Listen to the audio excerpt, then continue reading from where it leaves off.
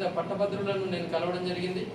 ఎన్నో విషయాలు మరి తెలుసుకొని ఖచ్చితంగా వాటికి ఒక పరిష్కారం దిశగా వెళ్తానని చెప్పేసి ఆ నమ్మకం నాకుంది. ముఖ్యంగా మరి వల్ల రాష్ట్రంలో కాంగ్రెస్ ప్రభుత్వం ముఖ్యమంత్రి వర్యులు రేవంత్ రెడ్డి గారి ఆధ్వర్యంలో చాలా చక్కగా నడుస్తున్నది.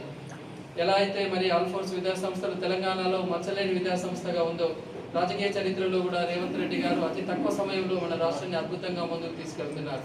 కాబట్టి నేను ఒక మ్యాథమెటిక్స్ టీచర్గా చెప్తున్నాను, ప్లస్ ఇంటూ ప్లస్ ప్లస్ అవుతుంది తప్ప కానీ మైనస్ కానే కాదు.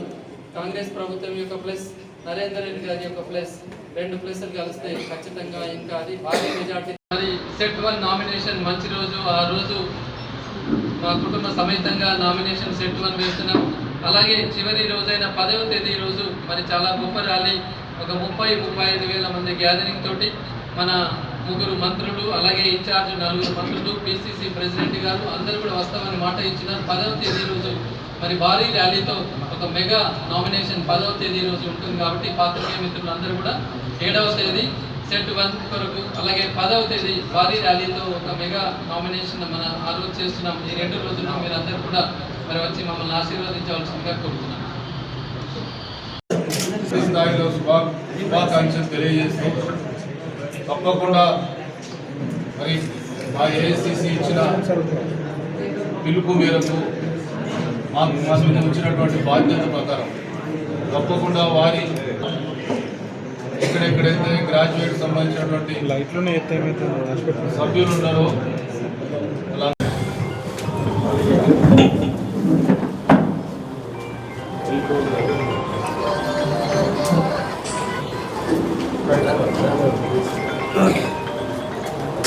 వేదికపై ఉన్న సభాధ్యక్షులు సుడా చైర్మన్ మరియు టౌన్ ప్రెసిడెంట్ శ్రీ కోమటిరెడ్డి నరేందర్ రెడ్డి అన్న గారు, అలాగే మాజీ ఎమ్మెల్యే ఆరేపల్లి మోహన్ అన్న గారు, మరి వేదికపై ఉన్న మాజీ కార్పొరేటర్స్ ఆకార భాస్కర్ రెడ్డి అన్న గారు, బుచ్చిరెడ్డి అన్న గారు, కాశెట్టి శ్రీనివాస్ అన్న గారు, వేదికపై ఉన్న ఇతర ప్రజాప్రతినిధులు, అలాగే మహిళా ప్రజాప్రతినిధులు, అలాగే ఈ మీటింగ్కి అనివార్య కార్యాలయం వల్ల రాలేకపోయిన డిసిసి ప్రెసిడెంట్ కవంపల్లి సత్యనారాయణ గారు, శాసనసభ్యులు, అలాగే ఈ మీటింగ్కి రాలేకపోయిన జిల్లా మహిళా అధ్యక్షురాలు ప్రసన్న గారు, ఇంకా చాలామంది ఇక్కడికి రావాల్సి ఉండే కానీ అనుకోకుండా సమయం, అలాగే చొప్పదండి ఎమ్మెల్యే గారు మరి మేడిపల్లి సత్యం అన్న గారు, వారికి కూడా అనివార్య కారణాల వల్ల రాలేకపోయినారు.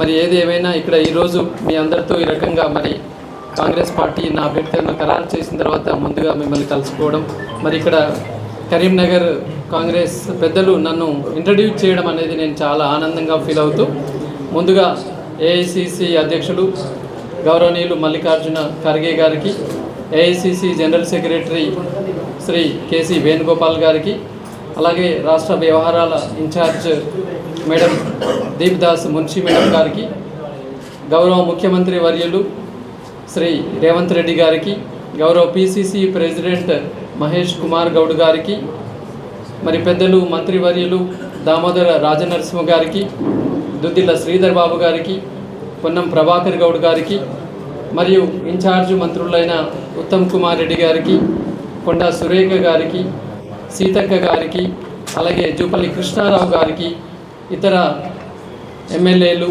ఎంపీలు, ప్రజాప్రతినిధులు అందరూ కూడా మరి నా అభ్యర్థిత్వాన్ని ఖరారు చేసినందుకు వీరందరికీ పేరు పేరున ముందుగా నేను హృదయపూర్వక ధన్యవాదాలు తెలియజేస్తున్నాను. ఎందుకంటే కాంగ్రెస్ పార్టీ అనేది అతిపెద్ద పార్టీ, జాతీయ పార్టీ, మరి హేమీలు సంవత్సరాల కొద్దీ ఉన్నా కూడా మరి రాని ఆ పరిస్థితుల్లో మరి అతి తక్కువ సమయంలో నేను కూడా ముందున్నాను అనగానే మరి మొదటి ప్రాధాన్యత కిందగా నా పేరును సూచించి ఖరారు చేసినందుకు వారికి ధన్యవాదాలు. మరి ఏ ఉద్దేశం కొద్ది అయితే వారు మరి ఇక్కడ నా అభ్యర్థిత్వాన్ని ఖరారు చేస్తున్నారు, తప్పకుండా మరి ఖచ్చితంగా ఒక మంచి గిఫ్ట్ ముఖ్యమంత్రి వర్యులు గారికి, అలాగే సోనియా గాంధీ మేడం గారికి ఒక మంచి గిఫ్ట్, నా విజయం అనే ఒక గిఫ్ట్ రూపంలో వారికి నేను అందజేస్తాను అని చెప్పేసి, అలాగే తొందరగానే కాంగ్రెస్ పార్టీ ఉన్న ప్రతి కార్యకర్త చేత నేను మమేకమై వారితో నడుస్తానని చెప్పేసి, ఎలాంటి బేసిజాలకు వెళ్లకుండా, తర్వాత ఎలాంటి తేడాలు లేకుండా మరి వారితో అతి తక్కువ సమయంలోనే వారితో నేను మింగిలే కావడానికి నేను ప్రయత్నం చేస్తున్నాను. చేసి మరి తక్కువ సమయం మనకి ఉన్నది, 25 రోజుల సమయం మాత్రమే ఉన్నది. ఫిబ్రవరి 27వ తేదీ ఎన్నిక ఉంది. మరి ఆల్మోస్ట్ ఆల్ ఇవాళ 2వ తేదీలో ఉన్నాం. మరి చివరి 2 రోజులు అయితే మనం క్యాంపెయినింగ్ కూడా లేదు. అంటే మన ముందున్నది ఇంకా హార్డ్లీ 23 రోజులు మాత్రమే ఉంది. ఈ 23 రోజుల్లో మరి ప్రతి కాంగ్రెస్ కార్యకర్త కూడా ఈ గెలుపు అనేది ఖచ్చితంగా ఉత్తర తెలంగాణ మరి కాంగ్రెస్ చరిత్రను మార్చే విధంగా ఉండాలి. ఉత్తర తెలంగాణ యొక్క పైన దృష్టి ఖచ్చితంగా రాష్ట్రానిది దేశానిది ఉండే విధంగా ఈ యొక్క గెలుపు ఉండాలని చెప్పేసి మరి ఇప్పటికే పెద్దలు చెప్పి ఉన్నారు. మరి ఖచ్చితంగా నో డౌట్ ఎట్ ఆల్, ఎందుకంటే ఒక 30 సంవత్సరాల నా విద్యా జీవితంలో మరి ఎంతో మందికి ఎన్నో రకాల సాయం చేసిన నేను క్లీన్ చిట్గా ఉన్న నేను ఖచ్చితంగా మరి పట్టభద్రులకు న్యాయం చేసే విధంగా ఆలోచిస్తున్నాను. గత 5 మాసాల నుంచి 42 అసెంబ్లీ కాన్స్టిట్యూన్సీలోని వివిధ ప్రాంతాల్లో వివిధ పట్టభద్రులను నేను కలవడం జరిగింది. ఎన్నో విషయాలు మరి తెలుసుకొని ఖచ్చితంగా వాటికి ఒక పరిష్కారం దిశగా వెళ్తానని చెప్పేసి ఆ నమ్మకం నాకుంది. ముఖ్యంగా మరి వల్ల రాష్ట్రంలో కాంగ్రెస్ ప్రభుత్వం ముఖ్యమంత్రి వర్యులు రేవంత్ రెడ్డి గారి ఆధ్వర్యంలో చాలా చక్కగా నడుస్తున్నది. ఎలా అయితే మరి ఆల్ఫోర్స్ విద్యాసంస్థలు తెలంగాణలో మచ్చలేని విద్యాసంస్థగా ఉందో, రాజకీయ చరిత్రలో కూడా రేవంత్ రెడ్డి గారు అతి తక్కువ సమయంలో మన రాష్ట్రాన్ని అద్భుతంగా ముందుకు తీసుకెళ్తున్నారు. కాబట్టి నేను ఒక మ్యాథమెటిక్స్ టీచర్గా చెప్తున్నాను, ప్లస్ ఇంటూ ప్లస్ ప్లస్ అవుతుంది తప్ప కానీ మైనస్ కానే కాదు. కాంగ్రెస్ ప్రభుత్వం యొక్క ప్లస్, నరేందర్ రెడ్డి గారి యొక్క ప్లస్, 2 ప్లస్లు కలిస్తే ఖచ్చితంగా ఇంకా అది భారీ మెజార్టీ దిశగా ప్లస్ అవుతుంది. ఎక్కడ కూడా మైనస్ లేదు.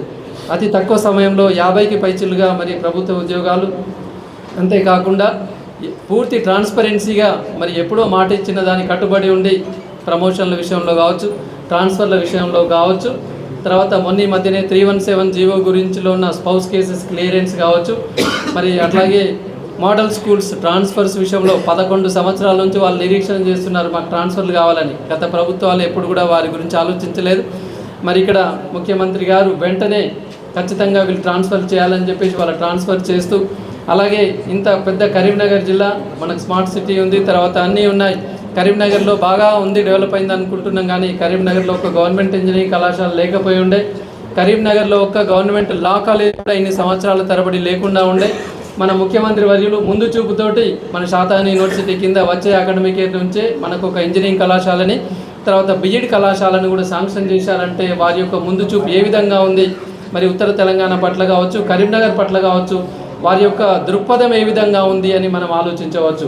కాబట్టి చాలా అద్భుతంగా వారు రాష్ట్రాన్ని ముందుకు తీసుకెళ్తున్న తరుణంలో ఖచ్చితంగా నేను కూడా ఒక అసెట్ అవుతానని చెప్పేసి విద్య వైద్య రంగంలో ముఖ్యంగా పట్టభద్రులకు మరి రాబోయే రోజుల్లో మన జాబ్ క్యాలెండర్ని ఇంప్లిమెంట్ చేసే విషయంలో వారికి తోడుగా ఉంటూ ఖచ్చితంగా మరి నిరుద్యోగులకు అండగా ఉండడానికి గెలిచిన వెంటనే మన లైబ్రరీలు పునరుద్ధరణ, ముఖ్యంగా మహిళలకు రాష్ట్ర ప్రభుత్వం పెద్దపీట వేస్తున్న విషయం మన అందరికీ కూడా తెలిసిందే.